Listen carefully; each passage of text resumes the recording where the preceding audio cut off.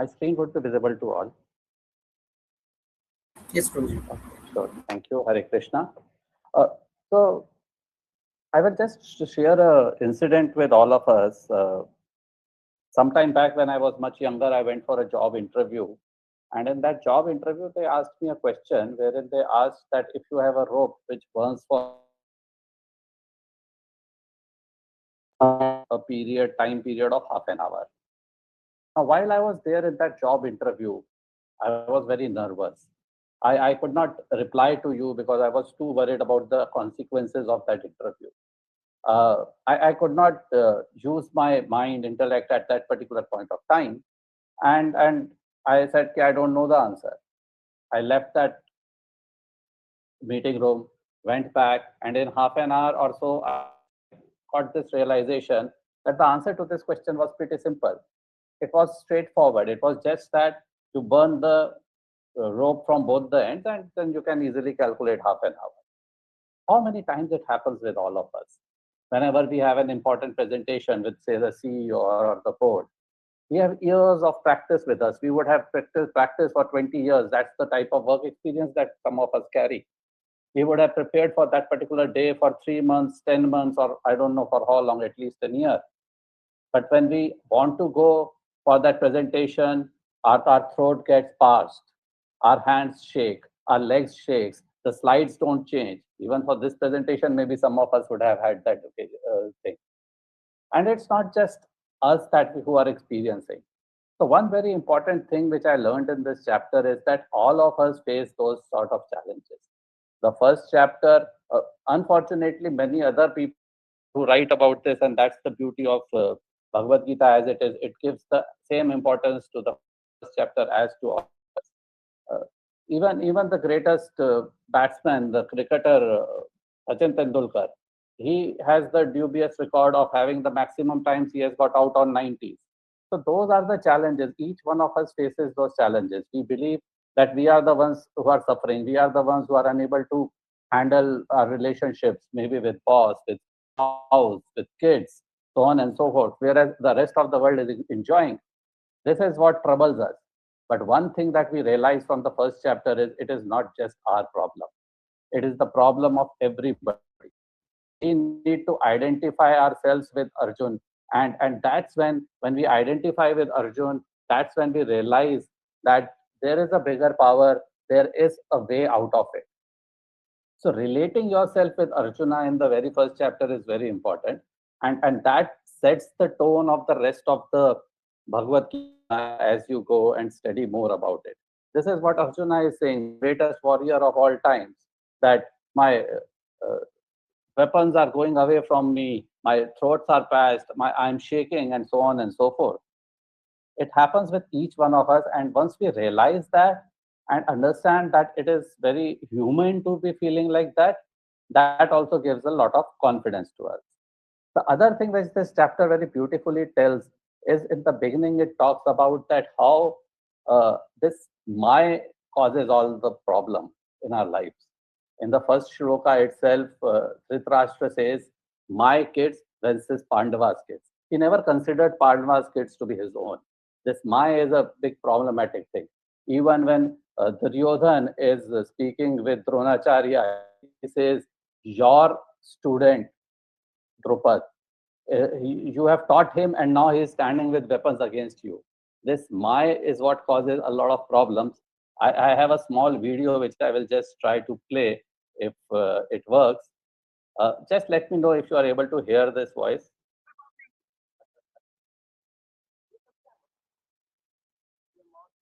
No, actually not. Voice is not coming through. You are not able to hear the voice? No problems. I will share this video maybe on WhatsApp. So it is basically a video which talks about that how in today's time and age, most of our issues are because of the sins that we create. And it says that all the medicines and all the sickness and all the ailments that we have is something to do with my sin. So all medicine names end with my sin, and that's what it talks about. I will share it with you, Amit Prabhuji, and then you can share maybe it on the WhatsApp. Thank you so much. That was from my end. Hare Krishna Prabhuji, Dandar Pranam. I am starting by taking your permission and blessings, and all devotees are presented here. So I'm starting from the chapter 7. I will tell in the basic, some of the basics. So Bhagavad Gita, chapter 7, is known as knowledge of the absolute. So there are two, as we know, the Sri Krishna is Bhagavan. So he is Shaktiman. So he have all numerous energies like Shaktiyas, like Bhairanga, Antaranga, and Tatastha. So in that energies, there are two energies which is inferior and superior. Like Krishna begins by distinguishing between his inferior and superior energies. This is the foundation of understanding the three Shaktis, namely Bhairanga, Antaranga, Tatastha. So in Bhairanga Shakti, we get earth, fire, water, air, ether, mind, intelligence, ego. So this comes under Bhairanga, and it is also Nirjiv. So it has no soul, and there are Jivas. So Tatastha Shakti, which is superior than Bhairanga, because here we have Prana, Jivan Shakti, means they have life.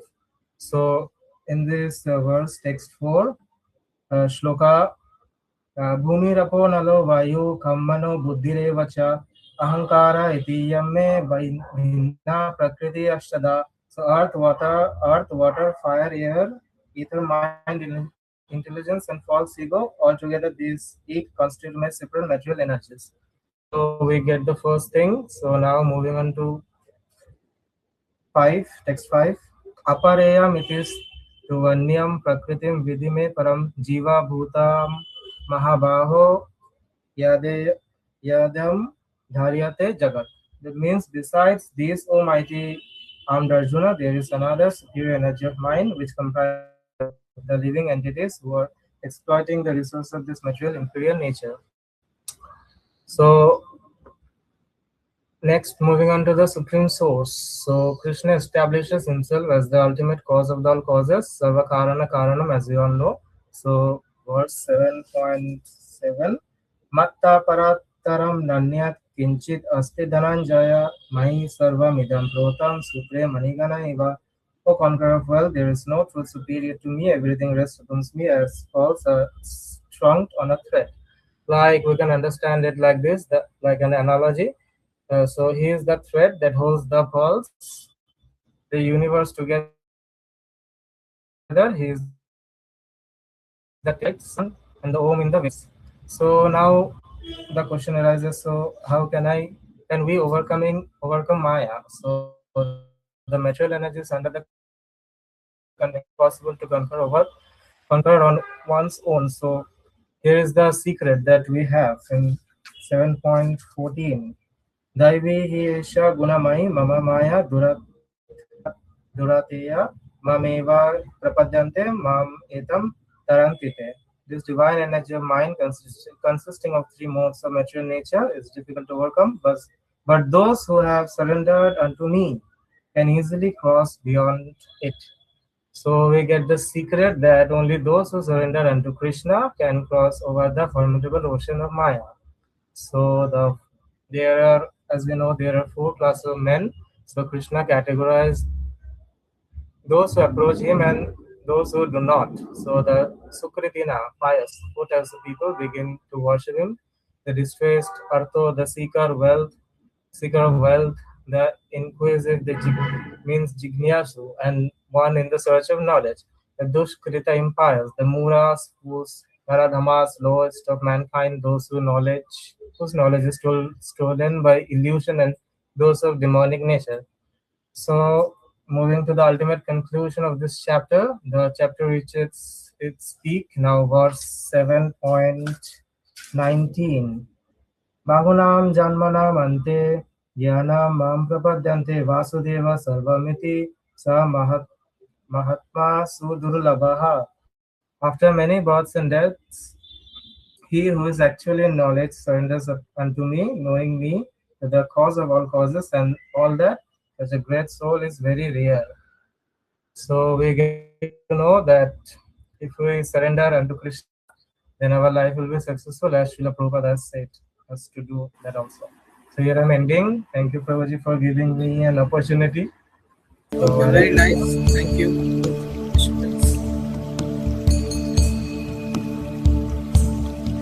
of the chapter 11, the Vishwarupa Darshana Yoga.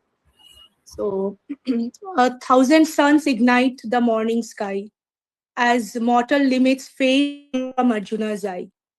The Lord reveals his form immense and vast, containing all the future, present, and past. With countless faces, arms, and blazing light, the cosmos pulses in his holy sight. In him, the stars and ancient gods reside, while walls are swallowed in a turning tide. The warrior trembles, humbled by the awe of timeless power and the eternal law.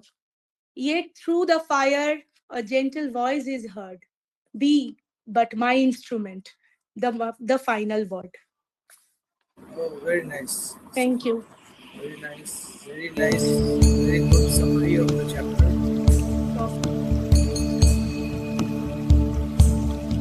Yes, Rosie, chapter 12. So it is written here that the chapter 12 summary. So the best way to worship. In this chapter, Arjuna asks Krishna, who is better, those who worship your personal form or those who worship the impersonal? So Krishna answers clearly, the best devotees are those who fix their minds on my personal form with great faith, while others' paths are possible. They are very difficult for they are very difficult for humans. Devotion to Krishna is the easiest and most natural way. The steps of devotion, Krishna gives us a simple ladder to reach him. First, try to fix your mind and heart on him always. Second, if you cannot do that, follow the rules of sadhana bhakti, daily practice. Third, if you cannot follow rules, then simply work for him and offer the results of your work to him. So, what kind of person does Krishna love? In the end, Krishna describes the qualities of true devotee.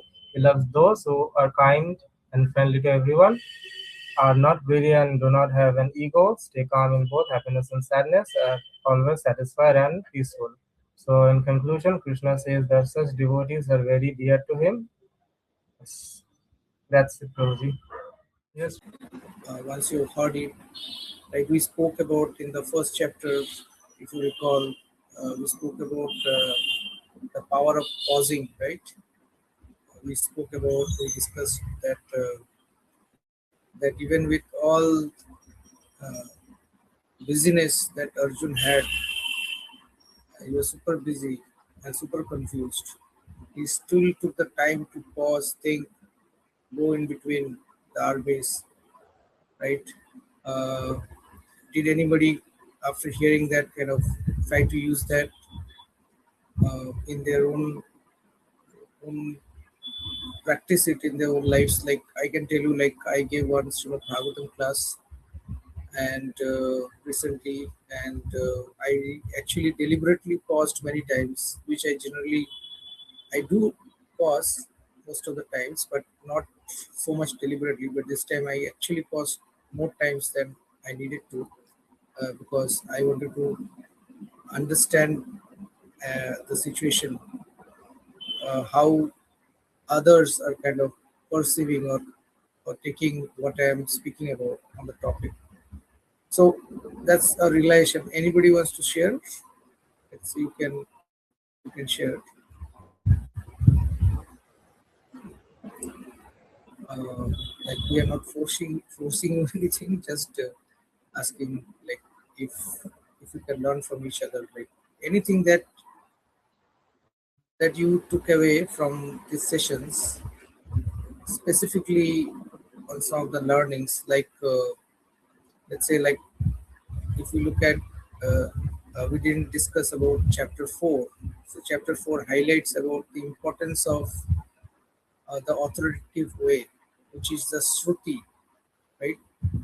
So as we as you might know, many of us are aware, like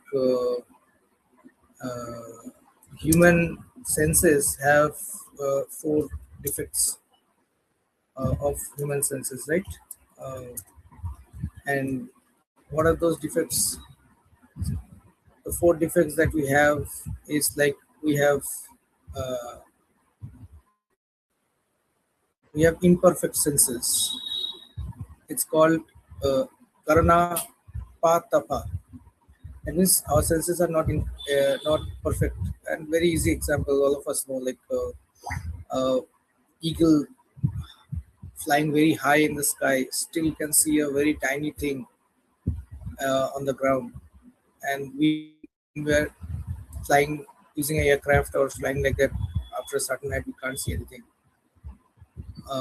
So that proves that our senses are not that great. Even like dogs, they have a very sensitive sense of smell. We do have a sense of smell, not as sensitive as a dog. So that tells us that we have imperfect senses. Similarly, there is something called Brahm, which is like our tendency to commit mistakes. Then common saying is like to err is human. So yes, to err is human. That is correct, because we have a tendency of making mistakes, regardless of our level of intelligence. Uh, our intelligence is like so.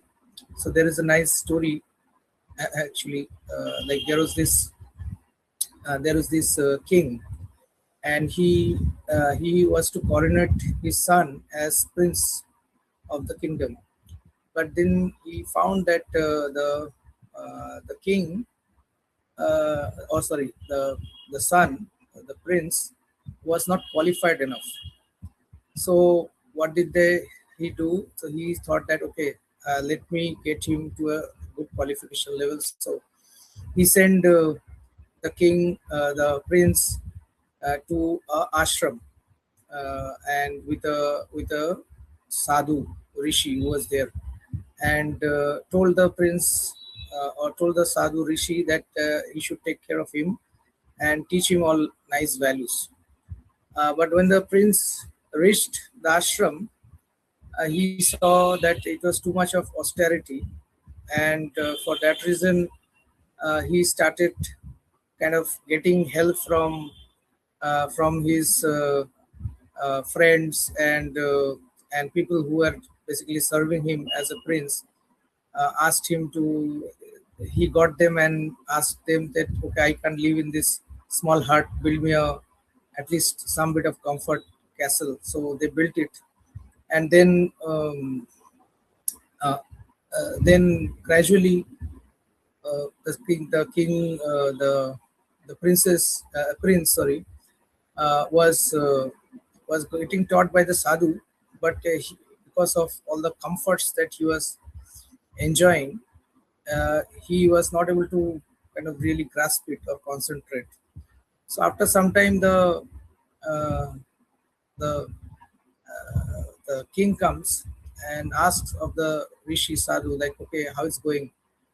So sadhu says, like, okay, he's not listening to anything that I have to say, right? And because there is he's not doing any tapasya, his mind is not concentrated. In that situation, the king then finds out that the prince actually got all his servants from the castle to serving him here, right? So he tells those servants, stop serving him, just stop serving him, and then it forces the prince to listen to the sadhu, and ultimately he becomes a very good. He gets coronated as a king. So in this story, this so the can you identify, like, based on this is metaphorically, I just spoke about this example. Could you identify, like, who could be this king, who could be this prince, who could be this rishi, who could be these servants? Uh, like, any guesses? You can speak or write in the chat as well. So the king is like our atma, right? So atma, it wants to get up early, like it desires, right? But the prince, which is the mind, so mind was getting fed by these servants, which are our senses. There's no tapasya. So so as long as senses are feeding the mind with whatever the mind wants, There is no tapasya. There is no renunciation. There is no saying that okay, I have decided this is how I'm going to do things from tomorrow. Start with small bit of changes, and not a big one. Uh, and then who is the rishi? Can anybody guess who is the rishi? In this case, the rishi is the intelligence, right? So we have intelligence. So in Bhagavad Gita chapter 10, the Chatur Sloki Gita chapter 10 sloka number 8, Krishna says, Tesham satad juktanam bhajatam kriti purvakam dadati buddhi jogam. So Krishna says that, okay, I provide this intelligence. So Krishna is providing, but there has to be a practice. If there is no practice, right, our minds are always agitated, right? So through this example, we know, and we are having an understanding based on Bhagavad Gita's teachings, Krishna's teachings, that we need some bit of tapasya, some bit of discipline, some bit of regulation. I'll give one more example.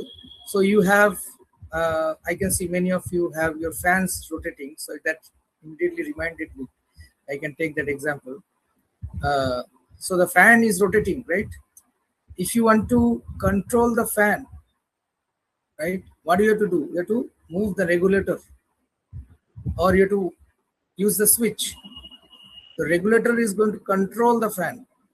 Without regulation, the fan is going to spin in its own way, right? Similarly, we need regulation. Krishna says to Arjun, actually Arjun asks that to Krishna, Chanchalahi mana Krishna, that, okay, my mind is always agitated, what should I do? So Krishna says the answer to that is to put some regulation.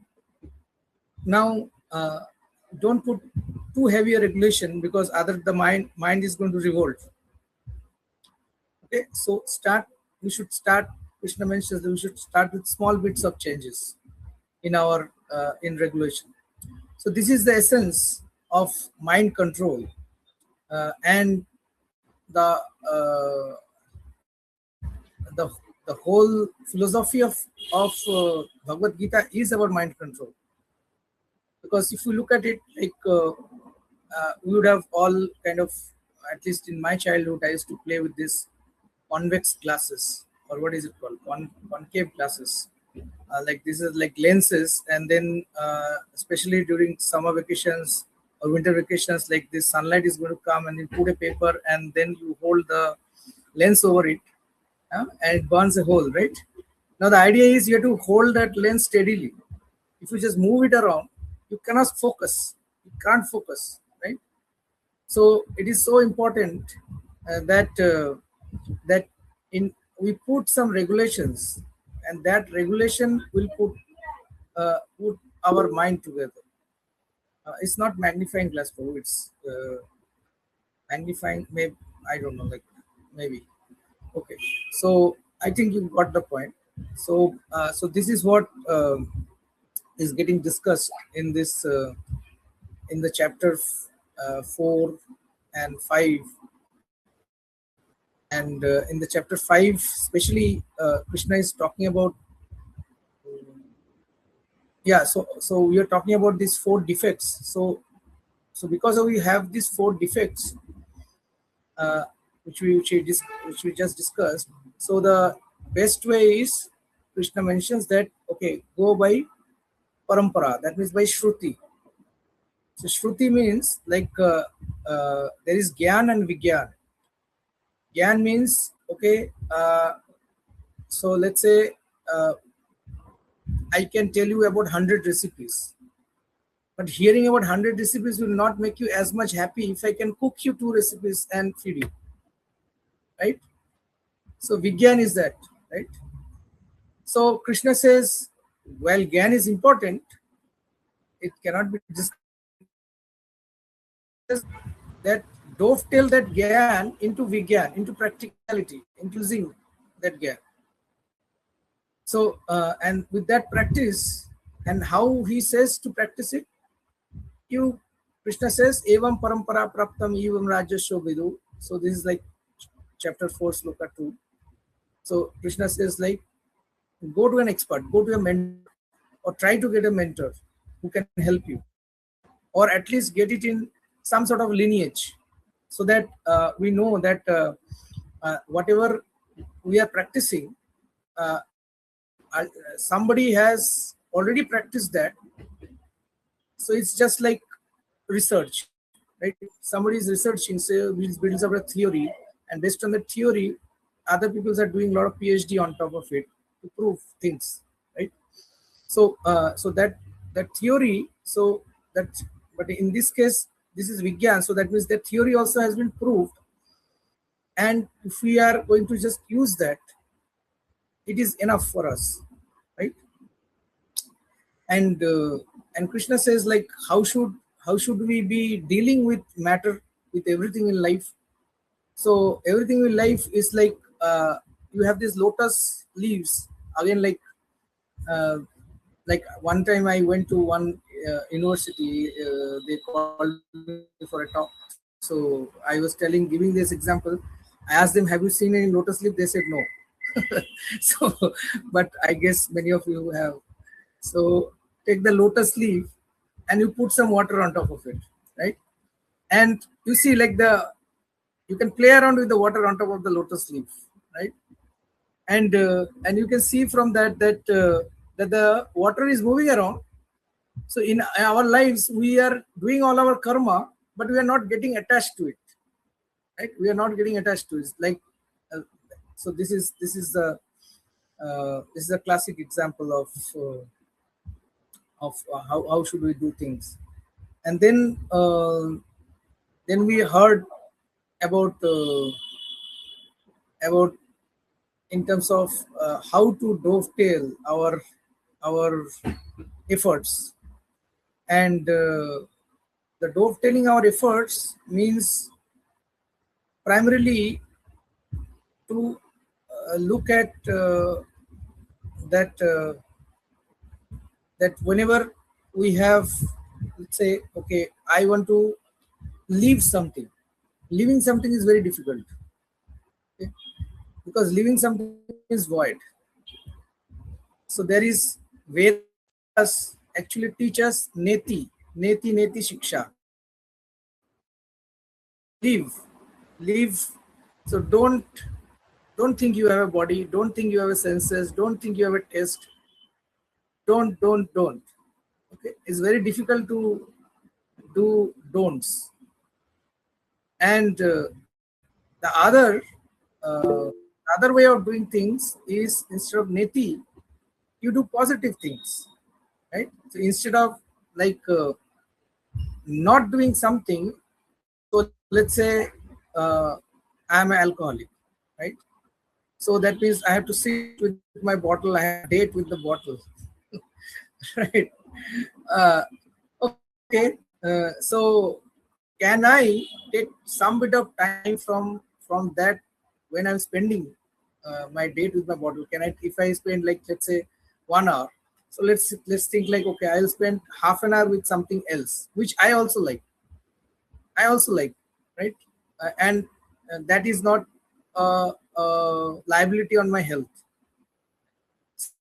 Like that, as you engage, this is the way which Krishna calls out as jukta vairagya. Vairagya means like leaving something, renunciation.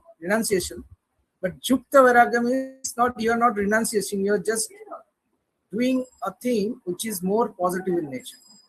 Yes, Prabhuji, I think Rahul Prabhuji has a comment. Yes, Prabhuji. So you spoke about neti, so it reminded me of a story. So I thought I will just share while we are discussing. Yes, Prabhuji. Yes, Prabhuji. Thanks for that. So there was one student who wanted to learn about philosophy, and he wanted to understand that what is the true knowledge, and he went to a teacher. But at that point, the teacher was just leaving that particular city and going to another city. So the student tried to run, and the teacher boarded the train. He was a busy person. So while the train was just leaving, so teacher told the student from the window of the train, ki, okay, while I come back, I will come back after 3-4 months. By that time, that you don't do anything, but you just chant the word Gita, Gita, Gita, and you will get the knowledge. So I said, fine, I will go and chant. So he started chanting this word Gita, Gita, Gita, Gita, Gita, Gita, Gita, Gita, Gita, Gita, Gita, Gita, Gita.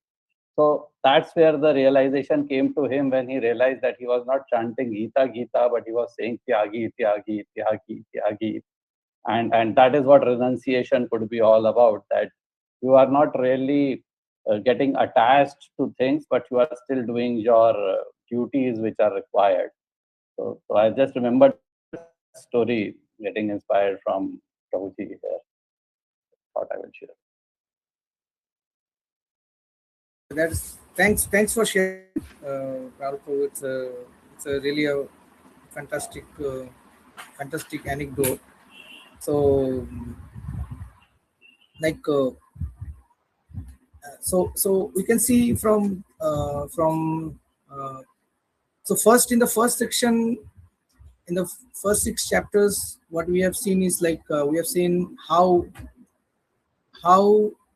we need to do karma in a detached way, and then Krishna is explaining that okay, a process by which we can do it. And the next section, which is coming up from next week, which is session 3 for us, which is the Gyan Joke part, which is from 13 to 8, and we will come to know about, or we will be discussing, you might be doing already, we'll be discussing around various aspects, like a lot of questions that we have. जैसे हिंदी में बोलते हैं अच्छे लोगों के साथ बुरा क्यों होता है, right? Then it's like, okay, I am a pious person, so I see somebody who is in distress in a traffic signal, and I'm trying to support him, and I generally like, it's a trend, like somebody comes, okay, we are in rush, so we pick up some money and try to support him, right? So is this the right way to, is the best way, it's not about right or wrong, it's the best way to support a person or not? So questions like this, right? So so just hang on for next week, which is session 3, and then in the session 4, by which we will close this 4 weeks, we will have the 5 topics, theological view of the 5 topics of Bhagavad Gita. So Bhagavad Gita talks about who am I, and then if I am the doer or somebody is helping me to do it, and who is that somebody, that is the second topic. So basically Atma, Paramatma, and then by what arrangement everything is happening, which is like Prakriti, the world around us. So that's the third topic. And the fourth topic is the Kal, which is time. So time is like tomorrow is Akshay Tritiya, right? In case, so as per Shastra, time or Kal, in fact, you can check up, it will also come in next week's session, chapter 11, sloka 32, where Krishna says that how he controls time. And time is actually a personality, right? Like we say, no, good time, bad time, right? Not so good time, right? So like Akshay Tritiya is actually, as per Shastra, it's a generally good time or bad time. It has a duration. So Akshay Tritiya is a time in which everything is good for that day, right? Even things like, to give you an anecdote, like from a time perspective, like Suryadev gave Akshay Patra to the Pandavas, right? And then hearing that the Pandavas have the Akshay Patra, Duryodhana even became jealous on that, right? So what did he do?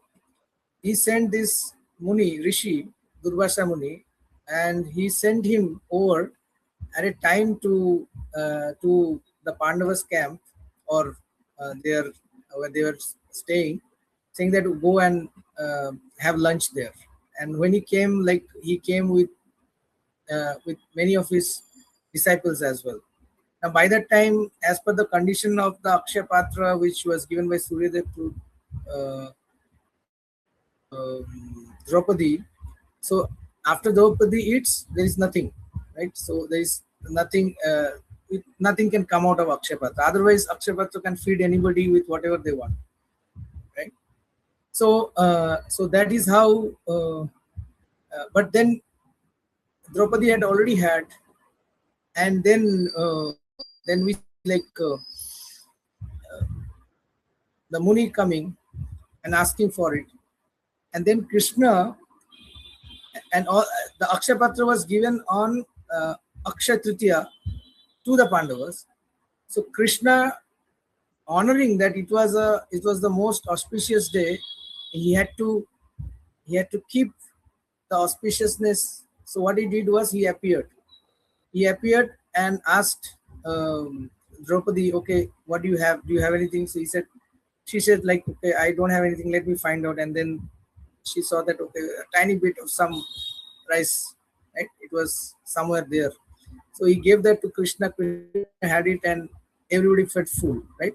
So, so it is to keep the auspiciousness of Akshaya Tritiya, on which Akshaya Patra was given by the sun god to the Pandavas, right? So that is the essence of, or the strength of the time. So time has personality, right? So when we see like when we read Bhagavatam, we see like there's Satra, Treta, Dapar, Kali, and in the from Satya to Treta, right? We see like that there is these 4 principles, and out of these 4 principles, one principle was broken. So like that. So again, we can see that time has a personality. With time, the effect changes of things, right? So we can see like we can give one more example, like somebody has done well in let's say in their studies, or they got a job. Nowadays, getting a job abroad is not such a big thing, but anyway. So especially if somebody is from a like a tier 2 or tier 3 kind of city or village, right? Goes back. अच्छा आपका बेटा इतना बड़ा manager बन गया. So see, the effect prolongs because of time. Even like marriages or getting into housewarming, all these are based on timings, right? So time is very. So Bhagavad Gita speaks about time. So this is the 4th topic. So out of the first 4, like all the first 4 is like philosophical concepts that we'll understand or discuss, and then the 5th one is something which we can control, which is karma. 5th one is the only one that we can control. The other 5 we have no control, right? So so that will be the last session. In our 4th session, we'll look at a theological study of Bhagavad Gita, in which these 5 topics we'll be talking about. In these 5 topics, what is the direction that Krishna is giving to Arjuna, right? Again, like everything, having said everything, having done everything, at the end of the Bhagavad Gita, Krishna says, now I have told Arjun, I have told everything to you. Now it's up to you in terms of what you want to do, right? And that's the magnanimity of Krishna, and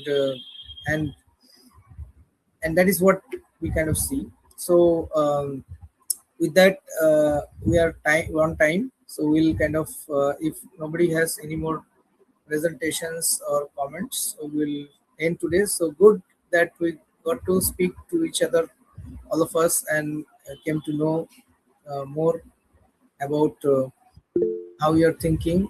Yes, Jai Shri Mataji. Hare Krishna Prabhuji, Sagar Pranam.